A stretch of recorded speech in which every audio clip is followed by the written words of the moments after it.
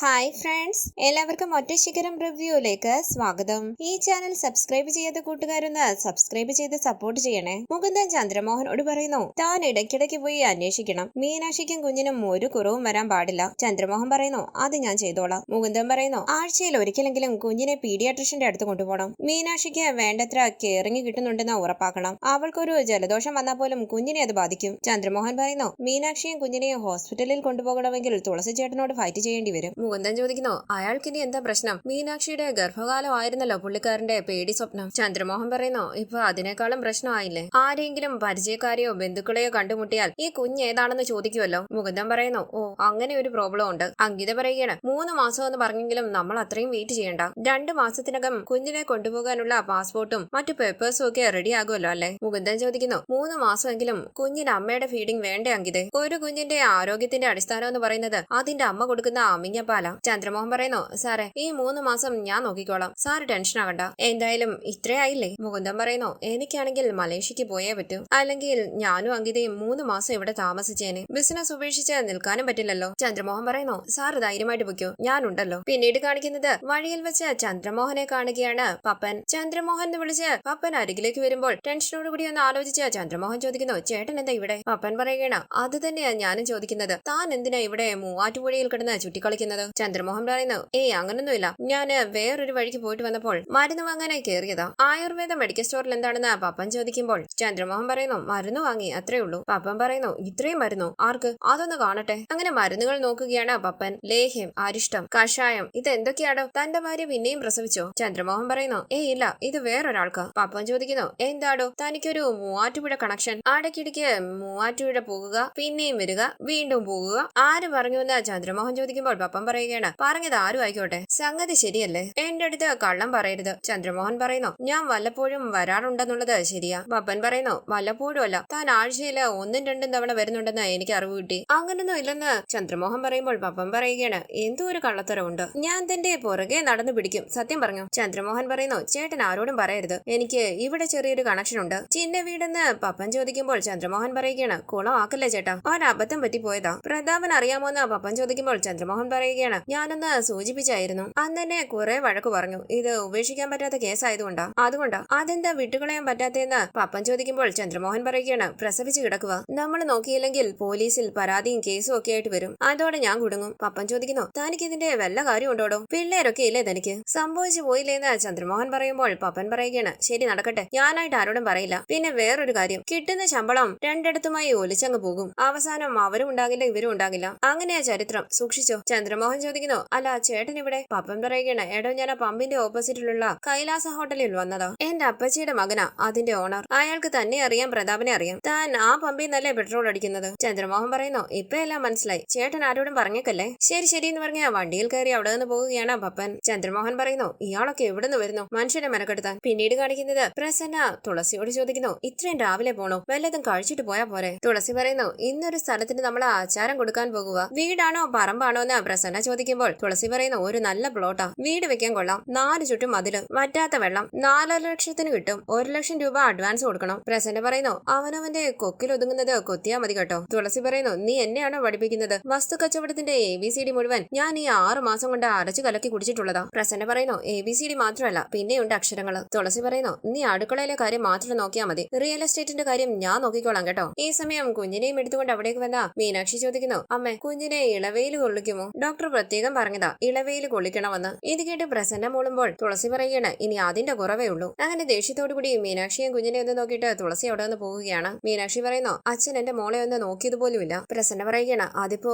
അച്ഛന് പോകാൻ ധൃതി ഉള്ളത് കൊണ്ടല്ലേ? മീനാക്ഷി പറയുന്നു, എനിക്കറിയാം, അച്ഛൻ എന്റെ മോളെ കണ്ണെടുത്താ കണ്ടുകൂടാ. പ്രസന്ന പറയുകയാണ്, അത് അച്ഛൻ ഈ പുറമെ കാണിക്കുന്നത് മാത്രമേ ഉള്ളൂ. മീനാക്ഷി പറയുന്നു, അകത്ത് ഇതിന്റെ 10 ഇരട്ടി ദേഷ്യമാണെന്ന് എനിക്കറിയാം. എന്റെ കുഞ്ഞിന്റെ അച്ഛൻ കൊണ്ടു കൊടുത്ത പൈസ കൊള്ളാം, എന്റെ കുഞ്ഞിനെ കൊള്ളത്തില്ല. പ്രസന്ന ചോദിക്കുന്നു, എന്നതൊക്കെയാടി നീ പറയുന്നത്? നീ അങ്ങനെയൊന്നും വിചാരിക്കല്ലേ, അച്ഛൻ സമ്മതിച്ചിട്ടല്ലേ നിനക്കൊരു മോൾ ഉണ്ടായതും ഈ മോൾക്കൊരു അച്ഛൻ ഉണ്ടായതും? മീനാക്ഷി ചോദിക്കുന്നു, അച്ഛൻ എന്ത് ചെയ്തു? അമ്മ പറ കേൾക്കട്ടെ. ആദ്യം മുതൽക്ക് അച്ഛൻ ഇതിനെ പാര വെക്കാൻ നോക്കി, ഈ നിമിഷം വരെ അച്ഛൻ അതേ ചെയ്തിട്ടുള്ളൂ. പ്രസന്ന പറയുന്നു, അച്ഛൻ അനുഭവിക്കുന്ന വിഷമം എന്താണെന്ന് നീ അറിയുന്നില്ലല്ലോ. മീനാക്ഷി ചോദിക്കുന്നു, അച്ഛൻ എന്തനുഭവിച്ചു പറ. അമ്മ അച്ഛന്റെ സൈഡ് പറയുന്നുണ്ടല്ലോ. അനുഭവിച്ചത് ഞാനാ. 10 മാസം ചുമന്ന് നടന്നു, നൊന്ത് പ്രസവിച്ചു, ഇപ്പൊ കുഞ്ഞിനെ വളർത്തുന്നു. ഇതിൽ എന്താ അമ്മ അച്ഛന്റെ റോള്? 20 ലക്ഷം രൂപ കൈനീട്ടി വാങ്ങി, അത് തന്നവരെ കുറച്ച് ചീത്ത പറഞ്ഞു, വലിയ അധ്വാനമായി പോയി. പ്രസന്ന പറയുന്നു, പറയുന്നു കുഞ്ഞിനെ വെയിൽ കൊള്ളിക്കണമെങ്കിൽ ഇങ്ങിതാ. അങ്ങനെ കുഞ്ഞിനെ എടുത്ത് സ്നേഹത്തോടുകൂടി പ്രസന്ന പറയുന്നു നമ്മളെ വെയിൽ കൊള്ളാൻ പോകുക. എപ്പോഴും ഇങ്ങനെ മുറുകെ തിരുന്നാ മതിയോ? ആകാശം കാണണ്ടേ, കാറ്റ് കൊള്ളണ്ടേ എന്റെ ചക്കരക്കുട്ടിക്ക്. അങ്ങനെ പ്രസന്ന കുഞ്ഞിനെ ഇളം വെയിൽ കൊള്ളിക്കാനായി പോകുകയാണ്. ഇത് കണ്ട് പുഞ്ചിരിച്ച് നോക്കി നിൽക്കുകയാണ് മീനാക്ഷി. ഈ സമയം അവിടേക്ക് വരികയാണ് അയൽപക്കത്തുള്ള സ്ത്രീ. പ്രസന്ന അകത്തേക്ക് പോകാനായി തുടങ്ങുമ്പോൾ ചേച്ചി എന്ന് വിളിച്ച് അരികിലേക്ക് വന്ന് അവർ പറയുന്നു കൊച്ചിനെ വെയിൽ കൊള്ളിക്കുകയായിരിക്കും അല്ലേ? പ്രസന്ന പറയുന്നു അല്ല, മഴ നനയിക്കുക. അവർ ചോദിക്കുന്നു തമാശ പറയാനൊക്കെ അറിയാല്ലേ, നല്ലപോലെ വെളുത്തിട്ടാണല്ലേ, പിന്നെ എങ്ങനെ വേണമായിരുന്നു എന്ന് പ്രസന്ന ചോദിക്കുമ്പോൾ അവർ പറയുകയാണ് ഓ, ഞാൻ ഒന്നും ഉദ്ദേശിച്ച് പറഞ്ഞതല്ല. കുഞ്ഞിന്റെ അച്ഛന്റെ വീട്ടുകാരെ ആരെയും കണ്ടില്ലല്ലോ ഇങ്ങോട്ട്. അവരാരും എന്താ ഇങ്ങോട്ട് വരാത്തത്? പ്രസന്ന പറയുന്നു അവർക്ക് മനസ്സിലായിരുന്നു വരാൻ, അതുകൊണ്ട് വന്നില്ല. അവർ പറയുന്നു പിണങ്ങാതെ, ഇതൊക്കെ നമ്മൾ ആരായാലും ചോദിക്കുന്നതല്ലേ. മോള് പ്രസവിച്ച വിവരം അവരെ അറിയിക്കാഞ്ഞിട്ടാണോ? അറിയിച്ചില്ലെന്ന് പ്രസന്ന പറയുമ്പോൾ അവർ ചോദിക്കുകയാണ് അതെന്താ അവരെ അറിയിക്കാതെ? പ്രസന്ന പറയുന്നു അറിയിക്കണമെന്ന് തോന്നിയില്ല. അവർ ചോദിക്കുന്നു ഇത് എന്നോ വർത്താനമാ? ഇങ്ങനെയാണോ അയൽക്കാർ തമ്മില്? ഒരു സഹകരണവും സ്നേഹവും ഒക്കെ വേണ്ടേ? പ്രസന്ന പറയുന്നു ഇവിടെ ആവശ്യമില്ല, നിങ്ങൾക്ക് വേറെ പണിയൊന്നുമില്ലേ? ന്യൂസ് പിടിക്കാൻ വന്നേക്കുന്നു. അങ്ങനെ പ്രസന്ന അകത്തേക്ക് പോകാനായി തുടങ്ങുമ്പോൾ അവർ പറയുകയാണ് നിങ്ങളുടെ മോൾക്ക് വല്ല ചതിയും പറ്റിയിട്ടുണ്ടെങ്കിലേ അതിന് ഞങ്ങളോട് എന്തിനാ കലി കൊള്ളുന്നത്? ഞങ്ങൾ എന്നാ പിടിച്ചു? നിങ്ങളുടെ മോളല്ലേ പിടിച്ചത്? ദേഷ്യത്തോടു കൂടി പ്രസന്ന പറയുന്നു എന്നാ പറഞ്ഞത്? ഒന്നുകൂടി ഒന്ന് പറഞ്ഞേ. അവർ പറയുകയാണ് ഞാനൊന്നും പറഞ്ഞില്ല, ഞാൻ പോകുക. ഞാൻ പറഞ്ഞതിന്റെ 10 ഇരട്ടി നാട്ടുകാർ പറയുന്നുണ്ട്, വെളിയിലോട്ട് ഇറങ്ങണം കേൾക്കണമെങ്കിൽ. അങ്ങനെ അവർ അവിടെ നിന്ന് പോകുമ്പോൾ പ്രസന്ന പറയുകയാണ് നാശം പിടിച്ച അയലത്തുകാര്. തുടർന്ന് കുഞ്ഞിനെ കളിപ്പിച്ചുകൊണ്ടിരിക്കുകയാണ് മീനാക്ഷി. പാലുമായി അവിടേക്ക് വരികയാണ് പ്രസന്ന.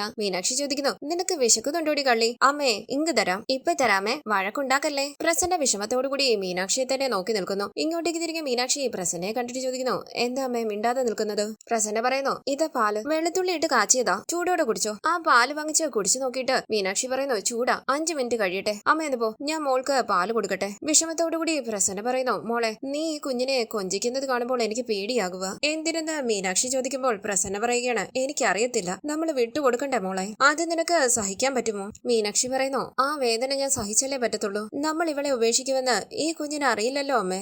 ഒരമ്മയിൽ നിന്നും കിട്ടേണ്ടതെല്ലാം ഇവൾക്ക് കിട്ടട്ടെ അമ്മേ. സ്നേഹവും വാത്സല്യവും ലാളനയും എല്ലാം ഇവൾക്ക് അതിനുള്ള അവകാശമില്ലേ? ഞാൻ അതെല്ലാം ഇവൾക്ക് കൊടുത്തോട്ടെ.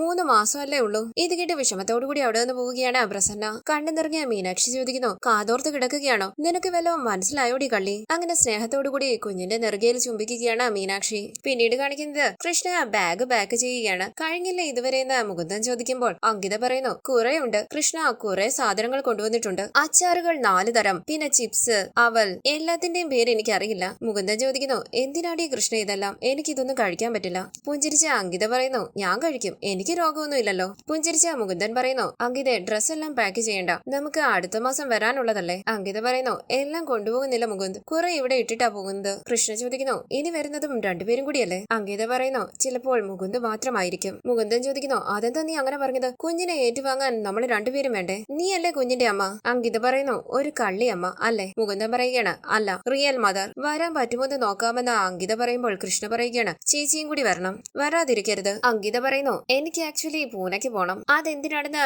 മുകുന്ദൻ ചോദിക്കുമ്പോൾ അങ്കിത പറയുകയാണ് അവിടെ ചെന്ന് എന്റെ അമ്മയോടും എല്ലാവരോടും പിതാജിയോടും പറയണം ഞാൻ കൺസീവ്ഡ് ആണെന്ന്. അതെന്തിനാ അങ്ങനെ പറയുന്നതെന്ന് കൃഷ്ണ ചോദിക്കുമ്പോൾ അങ്കിത പറയുകയാണ് എനിക്ക് ആ കുഞ്ഞിനെ പ്രസവിക്കണം. മീനാക്ഷിയല്ല ഞാനാണ് കുഞ്ഞിന്റെ അമ്മയെന്ന് ലോകത്തെ വിശ്വസിപ്പിക്കണം. കൃഷ്ണ ചോദിക്കുന്നു അതാരെങ്കിലും വിശ്വസിക്കുമോ? അങ്കിത പറയുന്നു ഇപ്പോ ഞാൻ 3 മാസം ഗർഭിണിയാണെന്ന് വിചാരിക്കുക, 6 മാസം കഴിയുമ്പോൾ പ്രസവിക്കേണ്ട സമയമാകും. അപ്പോ മീനാക്ഷി പ്രസവിച്ച കുഞ്ഞിന് 6 മാസം പ്രായം. അവൾ ഞങ്ങളുടെ കൂടെ മലേഷ്യയിലല്ലേ, അവിടെ വെച്ച് ഡിക്ലെയർ ചെയ്യും ഞാനൊരു പെൺകുഞ്ഞിനെ പ്രസവിച്ചെന്ന്. ആരും കുഞ്ഞിനെ കാണാൻ മലേഷ്യക്ക് വരില്ല. അവൾക്ക് 3 വയസ്സാകുമ്പോൾ ഞാൻ അവളെ പൂനെക്ക് കൊണ്ടുപോയി എന്റെ റിലേറ്റീവ്സിനെ പരിചയപ്പെടുത്തും. ഇതാണ് എന്റെ മോൾ. കൃഷ്ണ പറയുന്നു ഫാന്റാസ്റ്റിക് ഐഡിയ. അങ്കിത പറയുന്നു 3 വയസ്സുള്ള കുഞ്ഞിന് 2.5 വയസ്സേ ഉള്ളൂ എന്ന് പറഞ്ഞാൽ സംശയം തോന്നാൻ മാത്രം വ്യത്യാസം ഉണ്ടാകില്ലല്ലോ. കൃഷ്ണ പറയുന്നു ഇല്ല, 6 മാസത്തെ പ്രായ വ്യത്യാസമൊന്നും തിരിച്ചറിയില്ല. കുഞ്ഞിനൊരു പേരിടണ്ടേ ചേച്ചി? മുകുന്ദൻ പറയുന്നു ഇപ്പൊ നമ്മളൊരു പേരിടണ്ട, അവരെന്തെങ്കിലും ഒരു പേര് വിളിക്കും. നമ്മുടെ കയ്യിലേക്ക് കിട്ടിയതിനു ശേഷം ആ പേര് മാറ്റി വേറൊരു പേരിടാം. കൃഷ്ണ പറയുന്നു അത് ഒരു ബുദ്ധിയാ, ഒരു കാരണവശാലും പേരുകൊണ്ട് പോലും പിന്നീട് തിരിച്ചറിയരുത്. അങ്കിത പറയുന്നു കുഞ്ഞിന്റെ കാര്യം ഞങ്ങൾ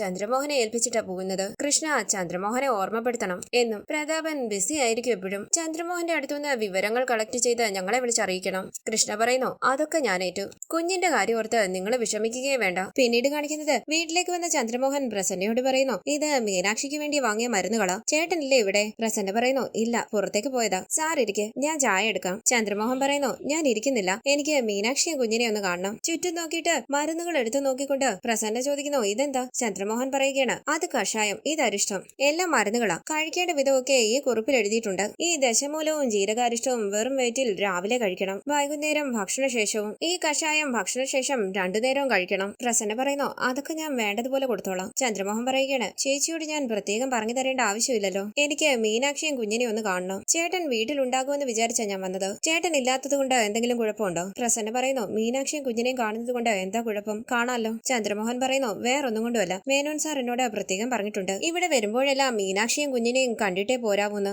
അവരുടെ ക്ഷേമം അന്വേഷിക്കണം, കുഞ്ഞിന്റെ വിവരങ്ങൾ പറയണം. കുഞ്ഞ് സുഖമായിട്ടിരിക്കുന്നോ, കരച്ചിലുണ്ടോ, എന്തെങ്കിലും ബുദ്ധിമുട്ടുണ്ടോ എന്നൊക്കെ. ഞാൻ മീനാക്ഷിയും കുഞ്ഞിനെയും കാണുന്നതിൽ വിരോധമൊന്നുമില്ലല്ലോ. പ്രസന്ന പറയുന്നു, അയ്യോ എന്ത് വിരോധം, സാർ വരും. അങ്ങനെ പ്രസന്ന അകത്തേക്ക് പോകുമ്പോൾ മരുന്നുകളും എടുത്തുകൊണ്ട് പിന്നാലെ പോകുകയാണ് ചന്ദ്രമോഹൻ. തുടർന്ന് റൂമിലേക്ക് വന്ന പ്രസന്ന പറയുന്നു, മോളെ സാറ് കാണാൻ വന്നിരിക്കുന്നു. ചന്ദ്രമോഹൻ അകത്തേക്ക് വരുമ്പോൾ മീനാക്ഷി പറയുകയാണ്, ഞാൻ കാറിന്റെ ഒച്ച കേട്ടായിരുന്നു. ചന്ദ്രമോഹൻ കുഞ്ഞിനെ നോക്കുമ്പോൾ പ്രസന്ന പറയുന്നു, സാർ ഇങ്ങോട്ടിരിക്ക്, ഞാൻ ചായ എടുത്തോണ്ട് വരാം. കുഞ്ഞിന്റെ അരികിലേക്ക് ഇരുന്ന് ചന്ദ്രമോഹൻ പറയുന്നു, മീനാക്ഷി ഇരിക്ക്, ഞാൻ മീനാക്ഷിക്ക് കുറച്ച് മരുന്നുകളൊക്കെ വാങ്ങിച്ചോണ്ട് വന്നിട്ടുണ്ട്, ഇവിടെ വെച്ചേക്കാം. മീനാക്ഷി ചോദിക്കുന്നു, എന്തു മരുന്നുകളാ ഇതൊക്കെ? ചന്ദ്രമോഹൻ പറയുന്നു, പ്രസവശേഷം കഴിക്കേണ്ട ചില മരുന്നുകളൊക്കെ ഉണ്ടല്ലോ ആയുർവേദത്തില്, അതൊക്കെ അമ്മയ്ക്കറിയാം. അമ്മ 2 മക്കളെ പ്രസവിച്ചതല്ലേ, അമ്മയോട് ചോദിച്ചാ മതി. ഇതിൽ തന്നെ എഴുതിയും വെച്ചിട്ടുണ്ട് എപ്പോഴൊക്കെയാ കഴിക്കേണ്ടതെന്ന്. മീനാക്ഷി പറയുന്നു, എന്നാ കുഴപ്പമില്ല, ഞാൻ അമ്മയോട് ചോദിച്ചു കഴിച്ചോളാം. ചന്ദ്രമോഹൻ പറയുന്നു, അതെല്ലാം കറക്റ്റായിട്ട് കഴിക്കണം. പിന്നെ എന്തെങ്കിലും അസ്വസ്ഥതകളോ വിഷമങ്ങളോ ഉണ്ടെങ്കിൽ പറയണം. മീനാക്ഷിയുടെ ആരോഗ്യകാര്യത്തിലോ കുഞ്ഞിന്റെ ആരോഗ്യകാര്യത്തിലോ എന്തെങ്കിലും. മീനാക്ഷി പറയുന്നു, ഇവിടെ ഒരു പ്രശ്നവുമില്ല സർ, എനിക്കും കുഞ്ഞിനും